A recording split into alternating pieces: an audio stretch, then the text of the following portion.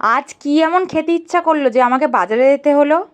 তো জানো তো বন্ধুরা, কাল দুপুরের মেনু নিয়ে ভাবছি যে কি করব দুপুরে রান্না। তখন হঠাৎ মাথায় এলো কাল দুপুরে বিরিয়ানি হলে কেমন হয়। তাই আর দেরি না করে সন্ধেবেলা বাজারের ব্যাগ নিয়ে হাতে বেরিয়ে পড়লাম বাজার করতে। প্রথমে গেলাম মুদিখানার দোকানে গিয়ে বিরিয়ানির জন্য আমার প্রয়োজনীয় যা যা লাগবে কাকুকে লিস্টগুলো দেখে আমি বলে দিই মালগুলো। তারপর কাকু আমাকে একে একে বিরিয়ানির জিনিসগুলো দিয়ে দেয়, আমি জিনিসগুলোকে মিলিয়ে নিয়ে টাকা দিয়ে চলে আসি বাজার করতে।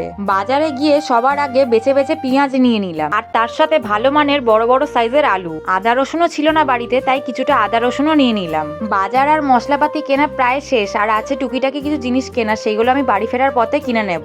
আর এদিকে কাকুর দোকান থেকে সব আনাজগুলোকে প্যাকেট করিয়ে কাকুকে টাকা দিয়ে আনাজগুলো ব্যাগে ভরে নিয়ে চলে আসি। তারপর আসার পথে মনে পড়লো যে বিরিয়ানির জন্য টক দই লাগবে, তাই ছোট প্যাকেটের টক দই নিয়ে নিলাম। বিরিয়ানির জন্য চিকেন আর মাটনও লাগবে, সেটা আমি এখন আর নিলাম না, সেটা সকালবেলা আমি দীপ আর বাবাকে দিয়ে আনিয়ে নেব। আর সবশেষে মিষ্টির দোকানে গিয়ে নিয়ে নিলাম খোয়া ক্ষীর। আর কমেন্টে তোমরাও জানাও আমাকে যে বিরিয়ানিতে কে কে তোমরা আমার মতন খোয়া ক্ষীর দাও। তো চলো এবার বাড়ি ফেরা যাক। আজকের মতন ব্লগ এটুকুই, দেখা হচ্ছে বিরিয়ানির ব্লগ নিয়ে। ততক্ষণ টাটা।